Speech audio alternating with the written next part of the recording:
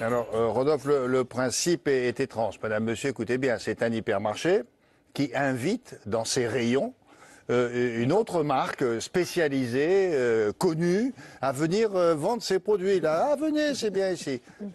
Pourquoi il fait ça? Oui, pourquoi il n'a rien compris au commerce ou Oui, quoi? ça peut paraître un peu étrange, William, mais en fait, la situation est assez simple. D'abord, on va très vite voir que ces marques-là sont rarement concurrentes et même dans certaines situations, figurez-vous, qu'elles font partie du même groupe. Alors, là, c'est déjà la première règle.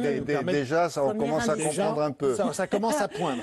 En fait, l'idée est toute simple. Vous avez un grand hypermarché, finalement, qui a des mètres carrés disponibles. Et bien, il va inviter une marque spécialisée sur un domaine de la puériculture, du vin ou même du sport, à venir faire un petit peu de commerce chez lui. Mais qu'il a pas déjà. Alors parfois, si, il a déjà. Sauf qu'il va compléter. Il a déjà des rayons où on vend ça. Exactement, il a déjà des rayons. Et il dit aux concurrents, mais venez, viens quand même. Alors viens, et en fait, ça remplace et même ça complète. Et ça l'aide, parce que vous savez qu'il gagne sur le chiffre d'affaires. Donc plus il va faire de chiffre d'affaires, plus il va gagner. C'est un petit peu l'idée du concept. Alors c'est un phénomène qui n'a pas échappé, bien sûr, à nos reporters qui sont sur le terrain, Céline Agostini, Clément Younes et Inès à Rome, qui sont allés se renseigner. Regardez ce reportage, on se retrouve après.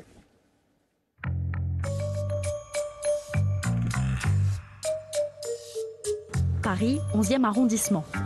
Dans cette supérette de quartier et depuis un an, le rayon vin a été complètement réorganisé. Fini l'achalandage traditionnel. Ici, on a laissé carte blanche à une marque innovante de cavistes. Là, par exemple, on va avoir une classification dans le rayon vin, en l'occurrence dans les rouges, non plus par région avec le Bordeaux, le Bourgogne et autres, mais bien par les goûts des consommateurs. On a enlevé presque un tiers des références et au sein de ce rayon, il y a 20% de la gamme qui provient du petit ballon. Mais surtout, le plus important, c'est qu'on a rangé, organisé le rayon extrêmement différemment de ce qui existe. On a pensé avant tout aux consommateurs. Son concept, prendre le consommateur par la main pour choisir son vin.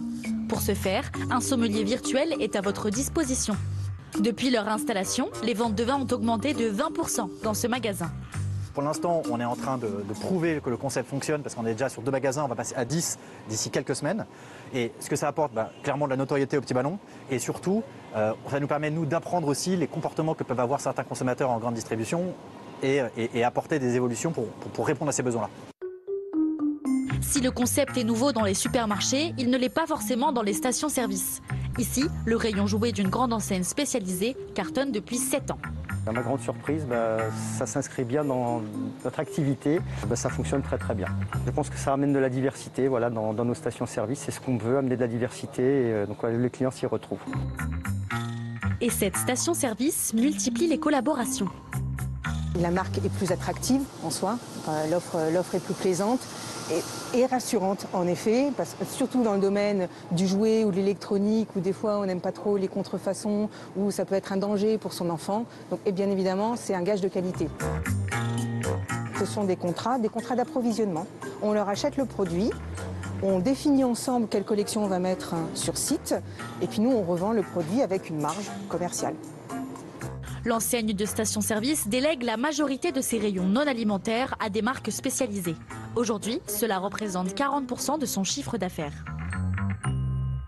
C'est vrai. Bon, alors dans le reportage, on a vu 2 exemples différents. Il y en a beaucoup d'autres en France? Oui, il y en a pas mal, William. Alors on a vu ce caviste, en effet, qui s'invite dans un rayon de supérette, ou bien cette grande chaîne de jouets qui arrive dans une station-service. Mais figurez-vous qu'il y a un phénomène qui est apparu, qui a fait un peu sensation d'ailleurs, c'est l'arrivée de Decathlon, la fameuse marque de sport chez Auchan. C'est-à-dire écoutez bien, suivez, parce que vous allez comprendre. Voilà. C'est Decathlon qui va chez Auchan. Chez Auchan, exactement. Donc Auchan a dit à Decathlon, voilà 300, 400 mètres carrés, installez vos produits, vos rayons. Il se tutoie même, parce que c'est pas installer vos produits, c'est installe-toi là, Maurice. Vous allez voir pourquoi. Vous allez voir pourquoi. Et en fait, attendez, vous allez voir. Et en fait, l'idée ici, c'est de faire venir des vendeurs de chez Decathlon directement chez Auchan, etc. Voilà. Mais ça fonctionnait aussi à Beauvais, où Auchan a invité une autre marque. Ah mais c'est toujours Auchan, quoi. Attendez. Vous allez voir, tu vas voir pourquoi. Non, c'est pas Ricochet. Tu vas voir, pas Ricochet. En fait, à Beauvais, là, c'est 800 mètres carrés, mais là, cette fois-ci, on a invité Boulanger. Alors, Boulanger, je sais pas si vous vous souvenez. Oui. Est-ce que vous connaissez électroménager. Vous avez suivi le film, là? Voilà. C'est Decathlon qui invite Auchan, puis Auchan, eux, ils invitent Boulanger. Voilà. Oui, mais... Que se passe-t-il? Eh bien, toutes ces marques-là, elles font partie du même groupe. Et oui, bien évidemment. C'est les mêmes. C'est la même famille. C'est la même famille. C'est même la même famille Mullier. Exactement. C'est un grand groupe très connu. Qui possède Auchan, Decathlon. Voilà. Et dans donc, la famille, ils sont combien? 200, 300? Oh, ils sont plus que ça. Non, mais la famille Mullier. Ah oui, plusieurs centaines. Ils ont fait ça parce que, en fait, dans cette famille-là qui est gérée, c'est une famille qui est à la fois très présente en France et à l'international. Et très riche. Et aussi, parce qu'ils ont un bon succès, il faut le reconnaître. Mais en fait, ce qu'il faut comprendre aussi, c'est que tout d'un coup, ça s'allie. C'est vachement malin de se dire, bah oui, Non, tiens, mais ils ont créé plein d'enseignes. Et maintenant, ils sont complémentaires. Voilà. Ils sont cousins.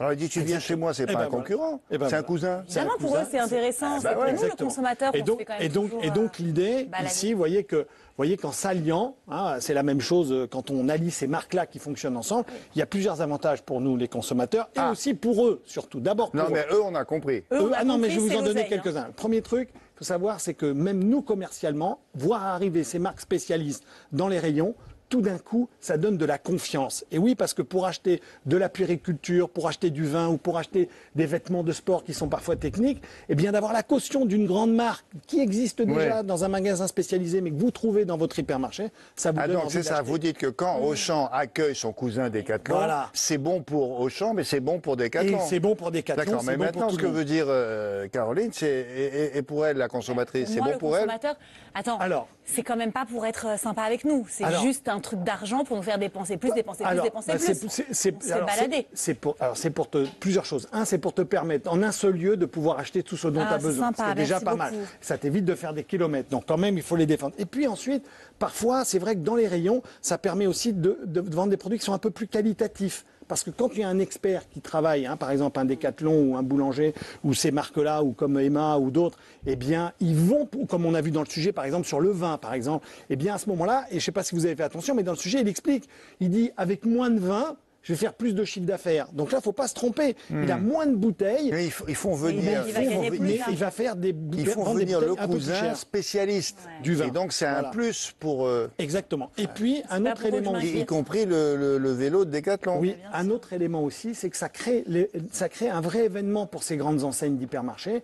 Pourquoi? Parce que tout d'un coup, elles vont dire à leurs clients, regardez, Decathlon est arrivé chez nous, regardez, Boulanger est arrivé chez nous. Et donc, ça crée du trafic. Et vous, en tant que consommateur, toi, tu vas te dire, pendant que j'achète mes carottes ou bien j'achète des yaourts, je peux aussi m'acheter un vélo de marque et de qualité. Donc, c'est pas idiot non plus dans le système. Je n'avais pas trop besoin, mais comme il est sous mes yeux, finalement, je vais quand même l'acheter. Oui, c'est un peu ça l'idée. Alors, attention, c'est vrai qu'il va falloir faire attention. Nous, en tant que consommateurs, il va falloir qu'on arrive à gérer aussi notre budget parce que c'est autant de tentations qui apparaissent pour nous. Donc il va falloir qu'on arrive à... Mais c'est fait pour ça. Bien sûr, c'est le principe du commerce. C'est pas la peine que je me balade partout sur le centre commercial. Là, j'ai tout maintenant chez... Bien sûr. Parce qu'il a invité tous ses cousins. Exactement. Et je le dis souvent, vous savez que la magie du commerçant, c'est de vous faire acheter le produit que vous n'aviez pas prévu d'acheter. C'est quand même ça l'idée. Mais les statistiques sont là. Les statistiques sont là. En gros, 10 à 15%. Mais les Français sont quand même parmi les consommateurs, vous savez, en Europe, les plus pointilleux sur les prix. Mais parce qu'on est là. On est des grands experts. Et voilà. Et ensuite, pour terminer, ce qu'il faut savoir, c'est que ces grands hypermarchés, c'est aussi un effet d'aubaine parce que ce sont des magasins qui sont un peu en souffrance par rapport aux magasins de proximité.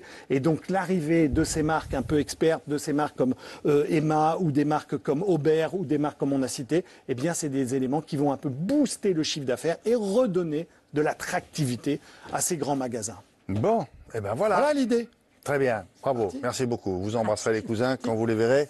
On leur dira, William. Dites-leur de ma part. En disant bonne idée les cousins, bien. Allez, on passe maintenant à...